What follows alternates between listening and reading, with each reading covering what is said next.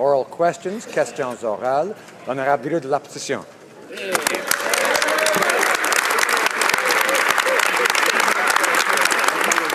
Mr. Speaker, mistakenly, Canadians actually believed that the Prime Minister wanted to do things differently.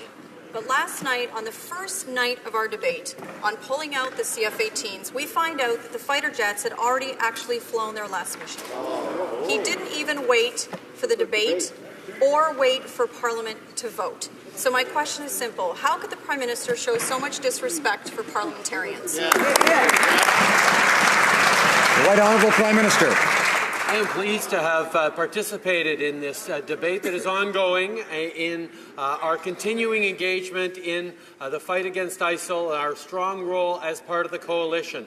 As you know, Canadians got an opportunity to weigh in the last election on what they wanted for Canada to engage in ISIL. And they rejected the Conservatives' military emphasis.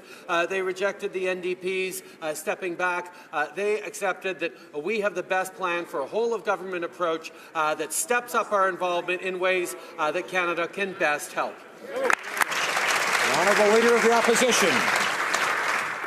Monsieur le Président, hier, Bombardier a annoncé la suppression de 7 000 emplois. Mon cœur est avec les familles. Les mêmes types de coupures ont touché des dizaines de milliers d'autres Canadiens dans le secteur de l'énergie. Pour eux, aucun ministre libéral ne s'est précipité devant les caméras. Il n'y a aucune négociation pour les aider. Au lieu de cela, le Premier ministre refuse d'appuyer Énergie Est. Monsieur le Président, pourquoi ce double standard? Très honorable Premier ministre. Monsieur le Président, nous déplorons la perte d'emploi et nous encourageons et nous tenons avec les familles qui sont en train de souffrir des moments difficiles économiques. C'est pour ça, d'ailleurs, que nous avons une approche différente de l'ancien gouvernement qui veut on veut réellement exporter nos ressources de façon durable et on sait que ça doit se faire en travaillant avec l'environnement et dans le respect des communautés et non contre les communautés et les préoccupations environnementales parce que ça n'a rien livré pendant 10 ans. Voilà. Honorable leader de l'opposition. Mr. Speaker, Statistics Canada shows that the number of people on EI in Saskatchewan is up nearly 40%. These are people that depend on the resource sector. And they don't want a bailout, and they don't even ask for a handout. All they want is an opportunity to get back to work. Right. But what they're getting instead, Mr. Speaker, are roadblocks to pipelines, new carbon taxes, or they're being told to just hang in there. Does the Prime Minister understand that what he's doing is actually more harm to the economy than good? The Right Honourable Prime Minister. Mr. Speaker, it's actually quite interesting to me to hear the member opposite talk about the need to strengthen EI, because it was this party that campaigned on a platform to do exactly that, and her party stood against the kinds of strengthening to EI that we know is going to make a difference in the lives of people facing economic downturns and job losses right across the country. We are working very, very hard to improve the EI system that they have neglected for so many years, and we look forward to having good news across the country in the coming weeks. Excellent. Député de Louis-Saint-Laurent. Merci, Monsieur le Président. Hier, on a vu en cette Chambre que le gouvernement a complètement perdu le contrôle des finances publiques. Et voilà qu'aujourd'hui, on comprend que le Premier ministre n'a aucun plan pour aider les Canadiens qui perdent leur emploi, si ce n'est que de la sympathie. Monsieur le Président, le dernier cas en liste, c'est Bombardier. 2400 chefs de famille québécois vont perdre leur emploi. Qu'est-ce que le Premier ministre entend faire pour aider concrètement et directement, avec une idée, un projet, un plan, pour que Bombardier puisse vendre ses avions partout à travers le monde? Très honorable Premier ministre. Ça fait 10 ans qu'on a un gouvernement dans ce pays qui ne faisait rien pour l'industrie manufacturière, qui ne s'occupait pas des gens dans le besoin, qui se concentrait entièrement sur l'industrie du pétrole et n'a même pas préparé pour des mauvais temps qui allaient venir. Alors, après 10 ans de négligence de la part de ce gouvernement, là, nous sommes contents de travailler de façon productive avec les provinces, avec les différents secteurs pour s'assurer qu'on bâtisse une économie forte pour tout le monde. Honorable député de Louis-Saint-Laurent. Les 2400 chefs de famille du Québec qui vont perdre leur emploi viennent de comprendre que le premier ministre ne pense pas à eux. Il n'a pas dit un mot sur Bombardier. Si lui n'a pas dit, nous on en a une, qui permettent à Bombardier, qui permettent à l'aéroport Bishop de Toronto l'atterrissage de la C-Series. Alors, j'ai écouté hier le ministre des Transports qui disait comment c'était le meilleur avion au monde, comment il était beau à l'intérieur du cockpit. Alors, je le prends au mot. Est-ce que le premier ministre va permettre au ministre des Transports de reprendre les commandes de la série C et d'atterrir à l'aéroport Bishop? Il va voir que c'est possible, ça ne coûtera rien aux contribuables, ça va créer des emplois. Parce qu'on va pouvoir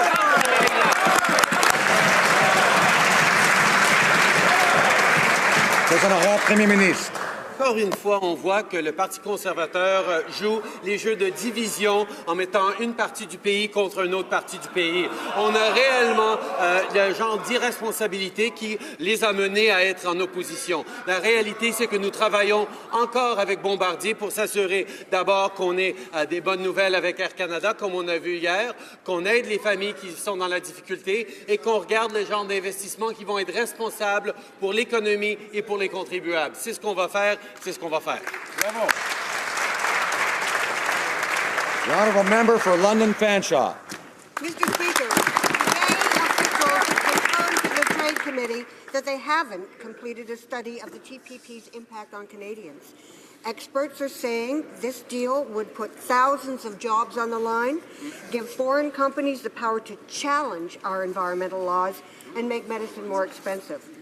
How can the government expect Canadians to believe that they are being consulted in a truly meaningful way when Liberals haven't even studied the impact of this deal on Canadian families?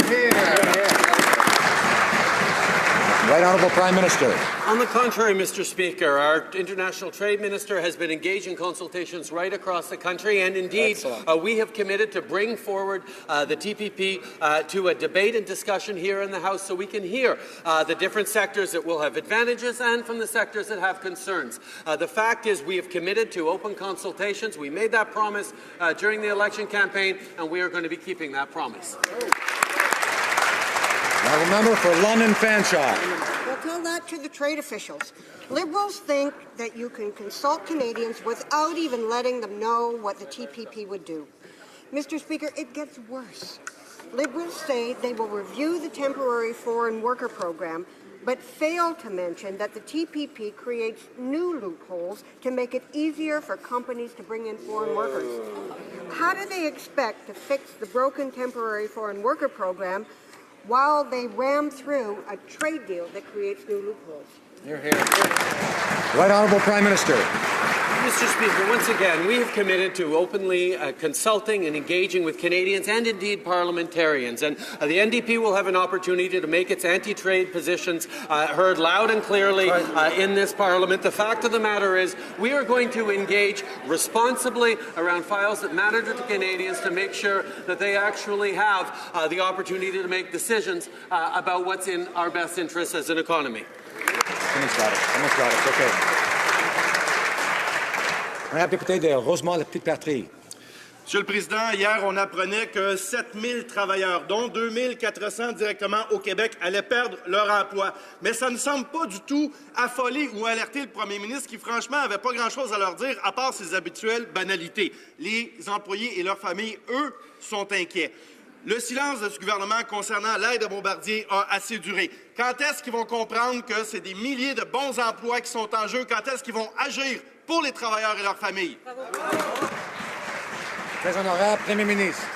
Merci, Monsieur le Président. Les Québécois et tous les Canadiens s'attendent à ce que ce gouvernement soit responsable dans nos investissements, dans nos partenariats. Et nous travaillons avec Bombardier depuis bien des mois maintenant pour s'assurer que les investissements qu'on pourrait faire sont dans l'intérêt et des travailleurs et des Canadiens. Nous déplorons évidemment la perte d'emplois et c'est pour ça que nous sommes axés sur la création d'emplois et l'investissement pour de la croissance. C'est ce que les Canadiens nous ont élus pour faire. C'est ce que nous allons faire. Oui. Honorable député de Rosemont-la-Petite-Patrie. 2400 familles sont touchées au Québec et la seule chose qu'on a, c'est des larmes de crocodile de la part du premier ministre. On avait déjà assez perdu de job, puis là, on a une autre mauvaise nouvelle. Peut-être que le gouvernement a l'intention de modifier la loi sur la participation publique d'Air Canada. Il y a déjà 2600 jobs qui ont été perdus à cause de ça, confirmés par 2 jugements de la Cour. J'ai envoyé une lettre au ministre avant Noël, j'ai pas reçu de nouvelles. Est-ce que le gouvernement s'apprête réellement à dispenser Air Canada de ses obligations? Et est-ce que le ministre et ce gouvernement est en train de dire à 2600 personnes qui peuvent dire adieu à leur job? Est-ce que c'est ça, être responsable? Nous, on pense pas. Premier ministre. Une chose qu'on sait très clairement, c'est que la rhétorique enflammée du NPD ne va pas aider à créer des solutions, à créer des emplois. Nous travaillons de façon responsable de ce côté de la Chambre pour s'assurer qu'on bâtisse une économie forte, un avenir fort pour les Québécois, pour les Canadiens, ceux qui sont inquiets avec des pertes d'emplois et ceux qui veulent un meilleur avenir pour leurs enfants. C'est pour ça que nous avions été élus et c'est ça qu'on va livrer dans le budget dans quelques semaines. The honourable member for Milton. Thank you very much, Mr. Speaker. Mr. Speaker, a minister's fundamental job is to fulfill her mandate letter. And the Minister of Finance's letter tells him that he has to implement campaign promises. And what do we have so far? So far, we've discovered that their tax scheme will cost Canadian taxpayers $1 billion. Wow. We know that they've blown through their deficit cap of $10 billion. We also know now that they have no plan to return to a balanced budget, ever. So, 3 broken campaign promises. And, Mr. Speaker, he's not fulfilling his mandate letter. So my question is simple. Is he just making this up as he goes along, or is he actually going to execute on the letter from the Prime Minister? Honourable Minister of Finance. Mr. Speaker, I want to remind the honourable member that we were elected on October 19th by Canadians who elected us on a plan to grow the economy. We made it very clear what we were going to do. We said that we were going to reduce taxes for the middle-class Canadians who need a tax reduction. We've already moved forward on that.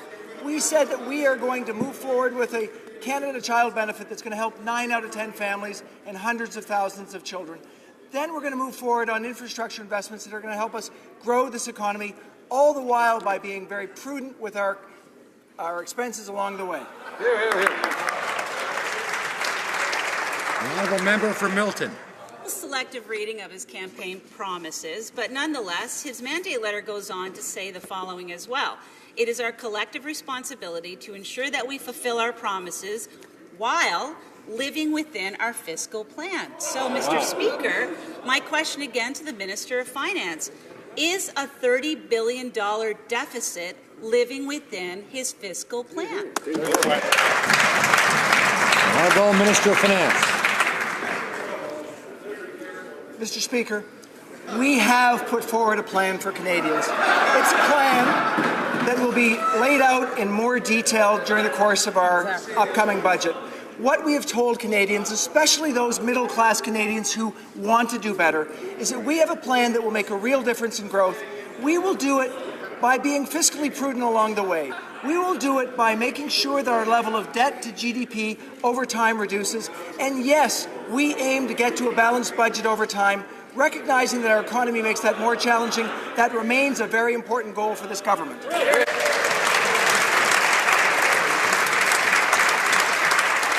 Député de Portneuf-Jacques-Cartier. Merci, Monsieur le Président.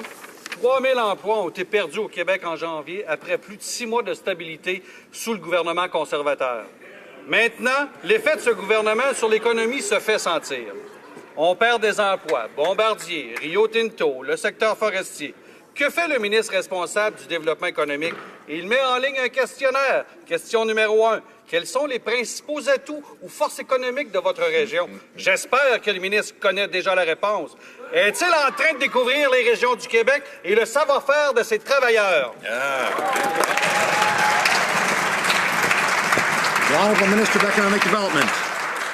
Mr. Speaker, I'd like to thank the member for his question. And as the member knows, this government is very committed to growing the economy across the country from coast to coast to coast, Mr. Speaker, particularly in Quebec. We have a very strong regional development agency there, Mr. Speaker, that's making sound investments in different parts of the Quebec economy, Mr. Speaker. I was there most recently making investments to the Canadian Space Agency as well, Quartier l'Innovation in Montreal, Mr. Speaker. We're going to continue to diversify the economy, create jobs, Mr. Speaker, particularly in Quebec and across the country. député de Portneuf, Jacques Cartier. Le silence du ministre n'est pas rassurant. Je répète, 3 000 emplois perdus en janvier. Y a-t-il un pilote dans l'avion? Ce gouvernement n'a aucun plan pour aider les régions du Québec.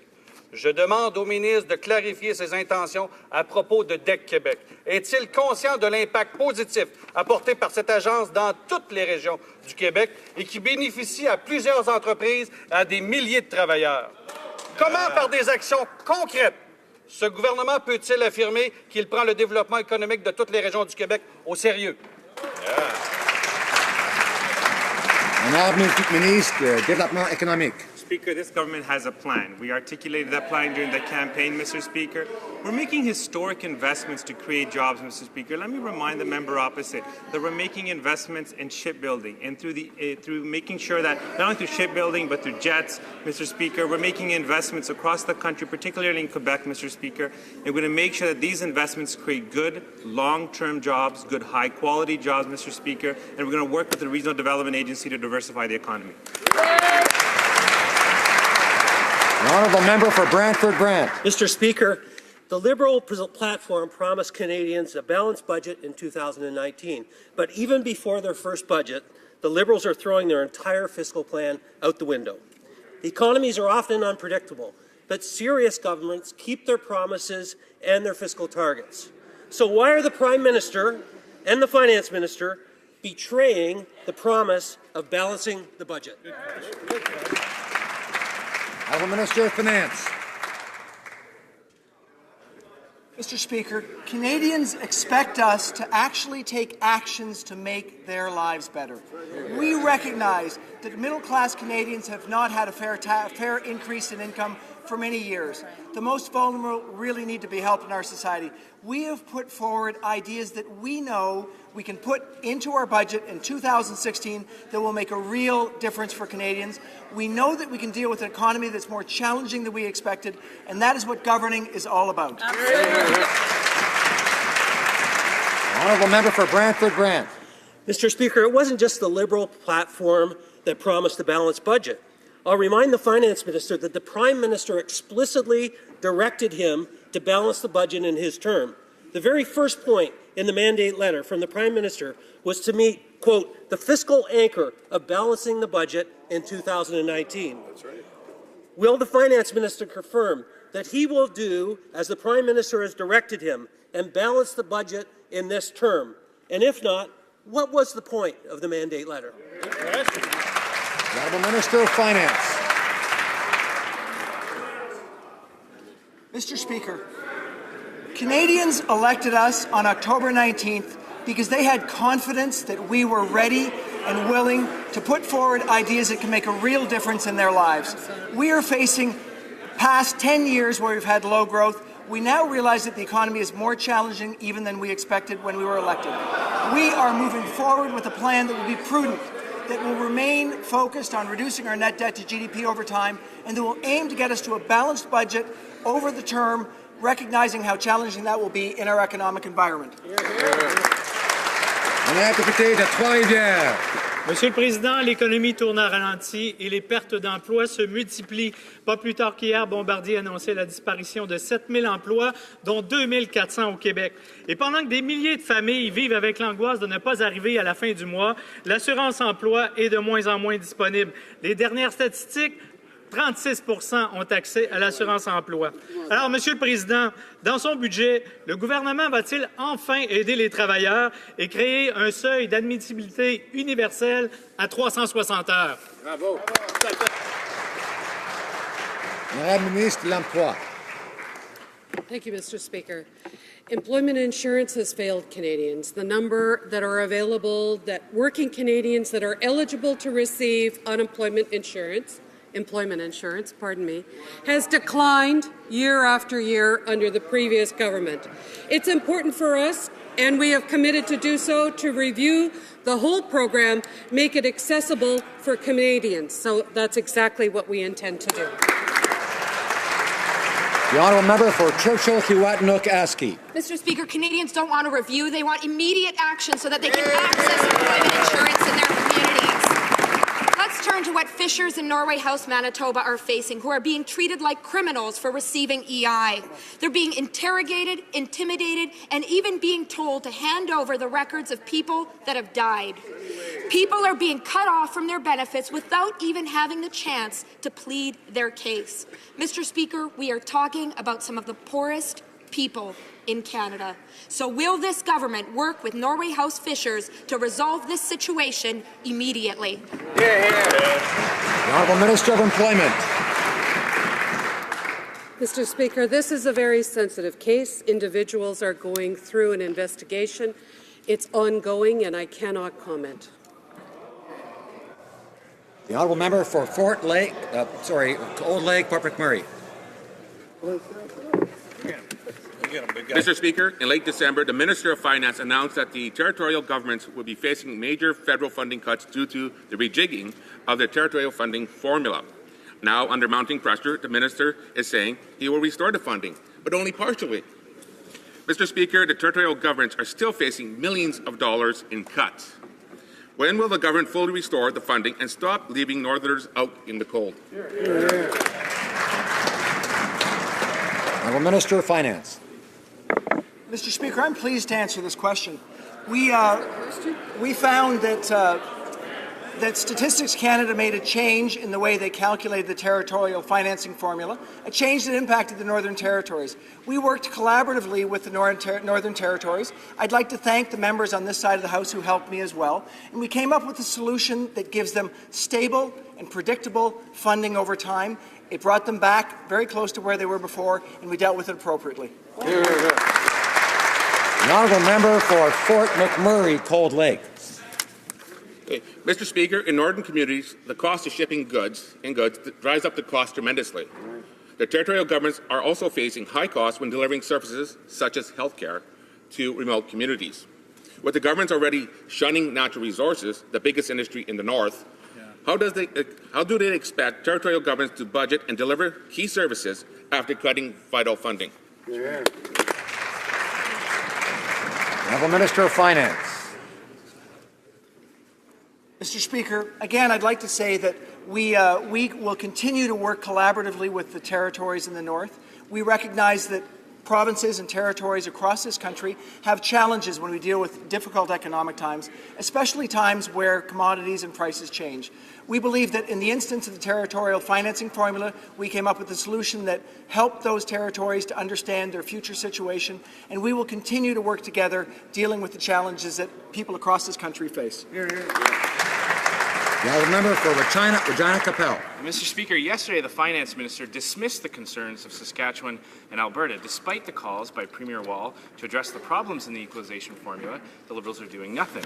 Saskatchewan is being forced to pay into equalization as if oil was still at $100 a barrel, despite the fact that oil is clearly trading closer to $30. That is so obviously unfair. The Finance Minister agreed to make some changes to other calculations for Yukon, Nunavut, and the Northwest Territories. Will he provide the same fairness to Alberta and Saskatchewan? The Honourable Minister of Finance. Mr. Speaker, I'd like to start by confirming again that the territories in the north were dealing with a statistical change through Statistics Canada. We are talking about how we can help people that are facing real challenges across this country. Middle-class families across the country, people in Alberta, Saskatchewan, Newfoundland and Labrador, and we're putting forth a program that will actually help them. Tax cuts for 9 million Canadians, the Canada Child Benefit for those most vulnerable, and we're going to make investments in infrastructure that will help the middle class, that will help those most vulnerable, and improve our economy. The Honourable Member for Regina Capel. Mr. Speaker, leftover money for infrastructure does not make up for the unfairness that exists in the formula. Saskatchewan is paying millions of dollars to other provinces despite the crash in the price of oil. If this minister thinks that paving some roads is going to make up for the massive amounts of wealth being transferred, he obviously doesn't understand how equalization works. All we are asking is that he provide the same fairness to Western provinces. Based on his last answer, clearly he won't. So can he at least explain to the people of Alberta and Saskatchewan why they don't deserve equal treatment? The Honourable Minister of Finance. Mr. Speaker, I'd like to again say that we are working hard to improve our economy for all Canadians. We're working hard to improve the economy for middle-class Canadians that are challenged, and we're working hard to work with especially those provinces that have been particularly hard hit through the change in commodity prices. That will be a continuing endeavour of this government. We will see initiatives in our budget that will make a real difference, and we will focus on making that difference in the weeks and months to come.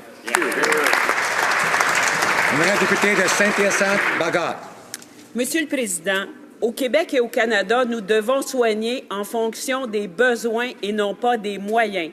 Le NPD a écrit à 2 reprises à la ministre de la Santé et je dois encore me lever pour lui demander qu'elle agisse dans le dossier des frais accessoires au Québec. Peu de gens, et ce, dans chacun de nos comtés, ont les moyens de payer 300 $ pour des gouttes ou 500 $ pour une coloscopie. Pourtant, la loi canadienne sur la santé est claire à ce sujet et la ministre a le devoir de la faire respecter. Qu'attend le gouvernement pour agir afin de mettre un frein à cette médecine à 2 vitesses? Honorable Ministre Santé. Mr. Speaker, I have been pleased over the time that our government has been in power to work with my colleagues in the provinces and territories to address modernising our Canada health care system. We know that it's a system that Canadians are proud about, but we know that it's a system that needs to be fundamentally modernised. I will be working with all of my colleagues, including my colleague, the Minister of Health in Quebec. I will continue my conversations with him and the other colleagues, and we will work together to reach new agreements as to what the healthcare system needs to meet the needs of Canadians. The honourable member for Vancouver Kingsway. The minister supports the Canada Health Act. She should enforce it, Mr. Speaker. Mr. Speaker, the tainted blood scandal of the 1980s affected 30,000 Canadians and infected them with HIV and hepatitis, cost billions in compensation, and the Creever inquiry found that for-profit paid blood collection puts the safety of Canadians at risk.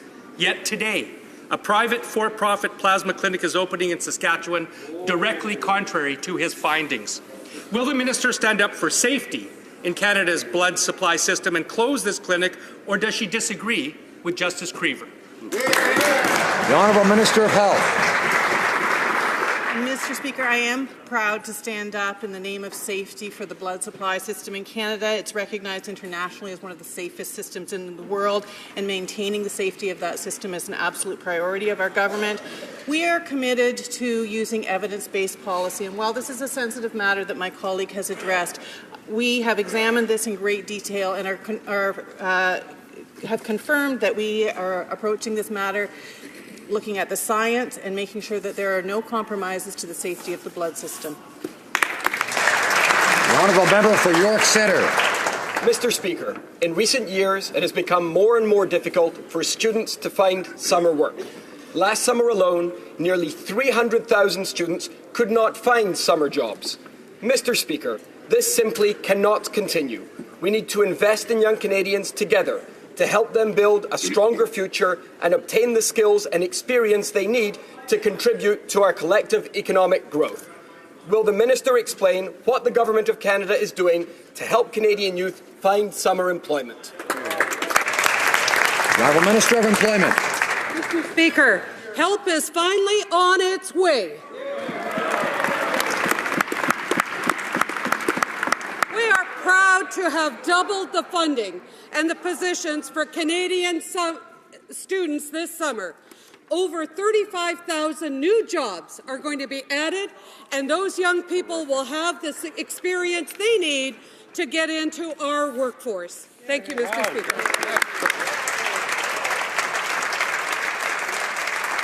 The honourable member for Portage Lisgar.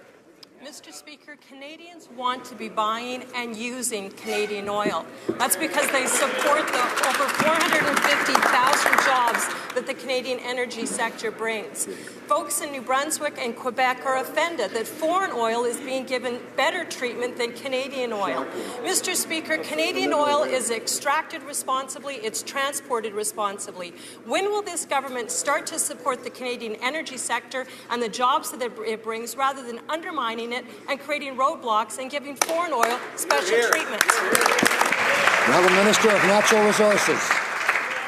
Mr. Speaker, as the Prime Minister has said many times, it's a responsibility of the Government of Canada to move our natural resources to tidewater sustainably. This is an objective and a result that the former government could not achieve, not building 1 kilometre of pipeline to tidewater when they had a majority government from 2011 until Election Day. Rather than following a failed path, we're starting a new path, Mr. Speaker, that will end up in the credibility of a process that we're confident will be in the best interests of... The honourable member for Portage Lisgar. This government has a very difficult time supporting Canadian oil and gas. It's like they almost believe that Canadian oil and gas is bad and the jobs connected with them are bad. Can this minister stand up today and agree with what millions of Canadians believe, and the evidence shows that Canadian oil is responsibly extracted and Canadian pipelines are the safest in the world? The Honourable Minister of Natural Resources. Mr. Speaker, I've had the pleasure of consulting with the energy sector in Calgary twice. And to understand that the oil sector in Canada is leading the world in responsible practices in the development of new technologies, it was innovation that led to the development of the oil industry in Alberta in the first place. And we will be working with those responsible entrepreneurs as we transition over time, Mr. Speaker, to an energy economy that is more dependent on renewables and on sustainable development. The honourable member for Kamloops Thompson Caribou. Mr. Speaker, last week the National Chief of the Assembly of First Nations stated at a press conference that pipelines will need an Indigenous license to proceed. So I would like to ask the Minister, does she agree with giving a veto over the development of Canada's natural resources? The honourable Minister of Natural Resources. Mr. Speaker, over the last number of weeks, I've had the pleasure of having meaningful conversations with Indigenous leaders in Halifax, in Winnipeg, and only last week in Vancouver, meeting with Indigenous leaders from the North Coast, from the Okanagan, and from the Vancouver area itself. And what they have been telling me time and time again, Mr. Speaker, is how refreshing it is for them to actually have a conversation with the Government of Canada that they haven't had in 10 years.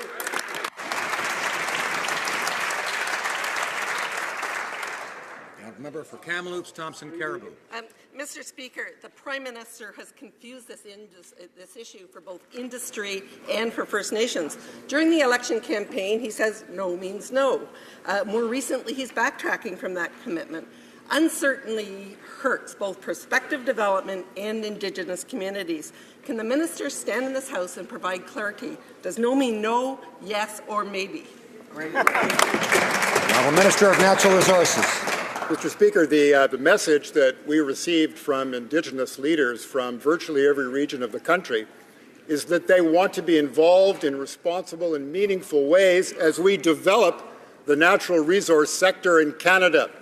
That hasn't happened, and these projects will not be built unless it does, and that's why a leading principle in the new way of doing things is to have conversations in a meaningful way with Indigenous communities from coast to coast, something this government failed to do.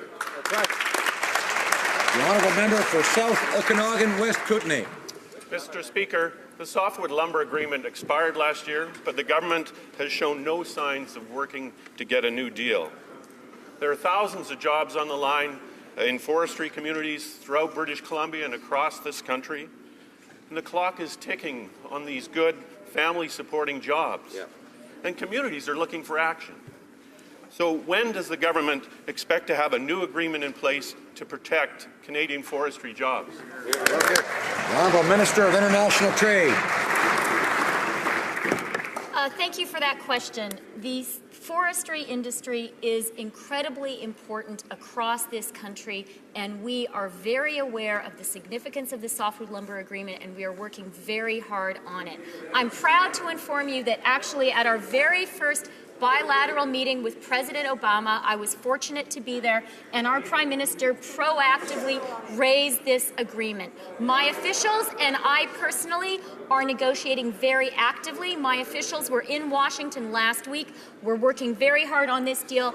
It's essential for Canadians. The honourable member for North Island, Powell River. Mr. Speaker, the Liberal government promised change, but it doesn't seem to understand what the word means. Instead, they are adopting parts of the Conservative agenda. It seems that they're about to carry out the Conservatives' ill-conceived plan to close the Marine Communication and Traffic Services Centre in Comox. Experts have warned us that this will put the safety of our coastal waters and the public at increased risk. Can the minister tell us exactly when the Liberal government plans to shut down the Comox MCTS? Honourable Minister of Fisheries. Thank you, Mr. Speaker. Mr. Speaker, the Canadian Coast Guard, as I've mentioned before, has modernized its marine communications and traffic services centres with 21st century equipment. It's equipment that hasn't been replaced in almost over 30 years, and it's like moving from a dial phone to a smartphone. You know, this new technology is more reliable and is helping the Coast Guard officials deliver critical safety services more efficiently. Thank you, Mr. Speaker. The honourable member for Selkirk, Interlake, Eastman. Thank you, Mr. Speaker. Today, the Defence Minister left the impression that the F-35 could be an option to replace our CF-18 fighter jets. Now, in the Liberal platform, it says, and I quote, "We will not buy the F-35 stealth fighter bomber." So I'll give the minister a chance to explain himself here in the House. Will the F-35 be excluded from bidding in the process to replace our CF-18 fighter jets? Simple answer, yes or no. Great question. The Honourable Minister of National Defence. Mr. Speaker, I thank the honourable member for the question. The constant discussion is about what they talk about is F-35. I'm committed to actually replacing the F-18 to making sure that we have the right capability for our Air Force that's going to be moving forward in the next 10 to 20 years that's going to meet the needs of Canada. Thank you.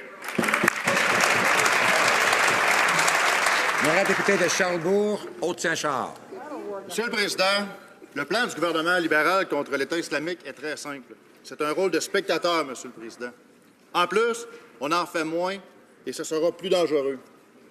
Ils ont déjà retiré nos CF-18, même si nous sommes en train de débattre de leur motion, et cela place nos forces armées dans une position de vulnérabilité. Est-ce que le ministre de la Défense nous confirme que nos soldats canadiens sont vulnérables sur le terrain, oui ou non? Bravo. Now the Minister of National Defence. Mr. Speaker, when it comes to the safety of our personnel, our generals take this extremely seriously. When we deploy any type of personnel, the full rules of engagement and the appropriate defensive measures will always be there. So I can assure the member, our current members have the full array of all the support that the coalition has, and we have even added additional capability. But I also like to remind the member, this, to defeat ISIL, will only happen on the ground, and that's the reason why we have tripled our training capacity. The honourable member for Renfrew, Nipissing, Pembroke. Mr. Speaker, I'm proud to represent the women and men of Garrison Petawawa, Hear, hear. home to the Canadian Special Operations Regiment. Yesterday, we learned that the Liberals have already withdrawn the CF-18 air cover for our troops on the ground. Now, the families of CSOR, those who provide the boots on the ground for this change in mission, want to know, is the minister prepared to take full responsibility for putting their loved ones at increased risk just to fulfill a campaign promise?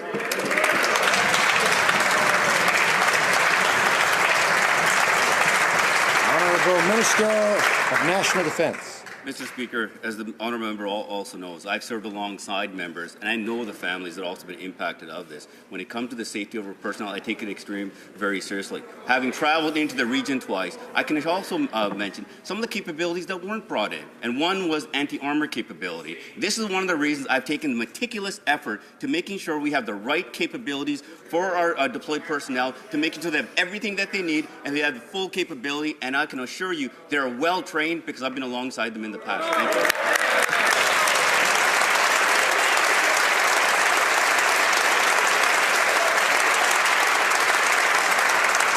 Honourable Member for Dartmouth Cole Harbour.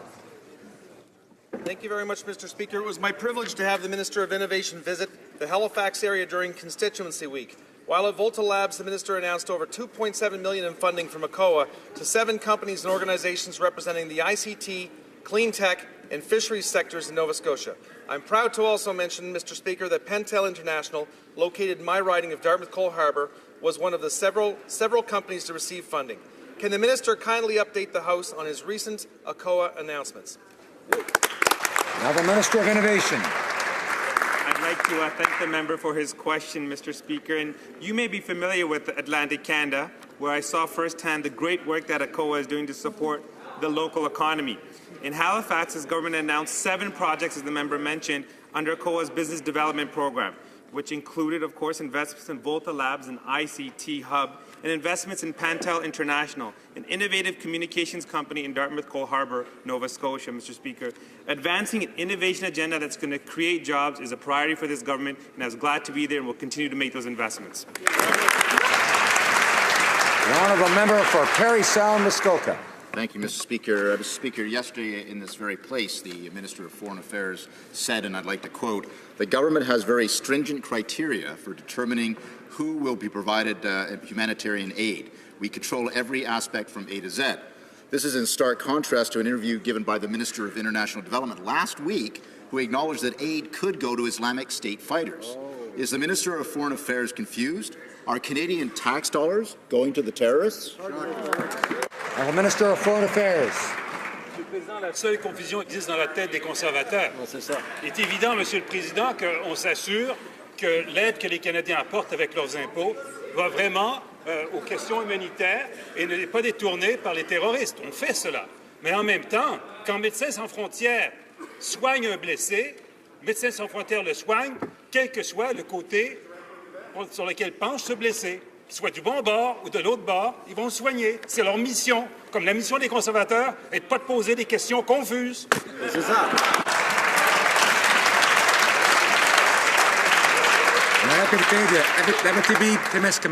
Monsieur le Président, nos régions rurales ont de plus en plus de difficultés à recevoir des services pour leurs citoyens. Elles sont en droit de mériter un traitement égal. L'accès à un réseau Internet haute vitesse et un réseau cellulaire de qualité est primordial pour la sécurité et le développement régional. Les conservateurs n'ont jamais réglé le problème, faute de comprendre les régions. Est-ce que le ministre de l'Innovation s'engage à régler une fois pour toutes le dossier avec des programmes adaptés aux réalités régionales? Honourable Ministre de l'Innovation. Mr. Speaker, I'd like to thank the member opposite for the question. Of course, Mr. Speaker, Internet touches every part of our lives, and connecting Canadians is a priority for this government, and that's why we're very confident in the program that we have, Connecting Canadians, from coast to coast to coast, which allows us to make investments in these remote and rural regions. It's really about promoting the digital economy, Mr. Speaker. It's about looking and addressing in a meaningful way the digital divide that currently exists, Mr. Speaker. This government is committed to this agenda, and I'll work with the member opposite to make sure that we continue to make these investments. Honorable député de Shefford. Monsieur le Président, l'industrie laitière canadienne est inégalée. L'industrie reçoit plus de 6 milliards de dollars en vente à la ferme, 15 milliards de ventes au sein du secteur manufacturier et soutient plus de 100 000 emplois à travers le pays. De plus, l'industrie est chef de file en ce qui a trait aux préoccupations environnementales. Le ministre de l'Agriculture peut-il nous informer des initiatives qu'il entreprend afin d'investir au sein de cette importante industrie? Honourable Ministre de l'Agriculture. Merci, Monsieur le Président. And I'd like to thank my honourable colleague from Shefford for his question. I recently announced $1.75 million in new funding for the Dairy Research Cluster. This will help boost milk yields, increase farm production, and improve knowledge around the health benefits of milk products. Our government will continue to invest in the dairy industry and agricultural science and research to ensure this great industry thrives. Thank you, Mr. Speaker. The Honourable Member for Saskatoon University. Mr. Speaker, 2 weeks ago, the member for Cypress Hills Grasslands stood in this place and asked what the government is doing to secure the release of Kevin Garrett and his wife, Julia. They have been held now by Chinese security forces for over a year. What did the Minister of Foreign Affairs say in response? He said, "We have communicated how much we disagree with the situation.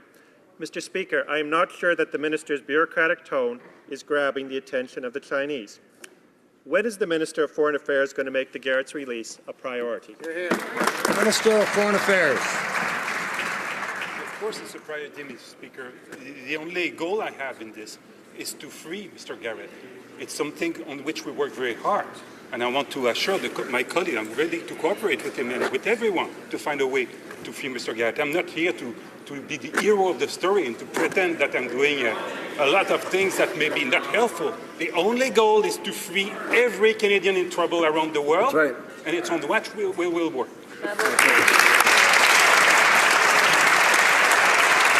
Honorable député de Rivière-du-Nord. Monsieur le Président, la semaine dernière, le gouvernement nous faisait part de son plan de lutte contre l'État islamique. Bien que nous saluons les intentions du Premier ministre en matière d'aide humanitaire, son plan rate la cible. La raison en est simple, Monsieur le Président. Sans apport militaire direct, l'aide humanitaire que nous entendons fournir risque d'être impossible à acheminer aux populations les plus éprouvées par le conflit. Le gouvernement est-il prêt à reconsidérer son plan? Trop de vies sont impliquées, Monsieur le Président, pour faire de ce sujet un enjeu de politique partisane. Honorable ministre des Affaires étrangères. Oui, en effet, ce n'est pas un enjeu de politique partisane. Mon collègue a raison. C'est pourquoi je l'invite à regarder de près le plan. Parce que le plan renforce le rôle du Canada pour combattre le soi-disant État islamique. Quand on triple l'effort de formation, quand on double l'effort de collecte de renseignements, quand on renforce l'aide humanitaire, quand on ajoute de l'aide au développement, quand on appuie le Liban, quand on appuie la Jordanie, alors qu'il l'appuie, c'est un excellent plan et qu'il le lise avec attention. Bravo. Honorable député de Terrebonne. Monsieur le Président, le plan du gouvernement en matière de lutte contre l'État islamique réoriente complètement la mission militaire en Irak et en Syrie. Hier, le ministre de la Défense annonçait que nous allions tripler nos forces militaires au sol afin d'améliorer la formation et fournir un support technique à l'armée irakienne et aux forces kurdes. Par contre, le retrait des CF-18 prive nos troupes déployées d'un élément de protection important. Le gouvernement peut-il nous confirmer s'il s'apprête à déployer des éléments de protection au sol afin de sécuriser le plan humanitaire d'abord, mais surtout afin de protéger nos troupes qui seront sur le théâtre d'opération? Merci. The Minister of National Defense. Mr. Speaker, I want to assure the honourable member that when we work as part of a coalition, the coalition has all the full capabilities. The coalition will have airstrike capability. We are adding our own additional capability. We are actually adding exactly what the coalition needs because the defeat of ISIL can only happen on the ground, and that's why also the intelligence assets are needed. And Canadians have a tremendous amount of experience that has been gained, and this is exactly what we're going to be providing. Thank you, Mr. Speaker.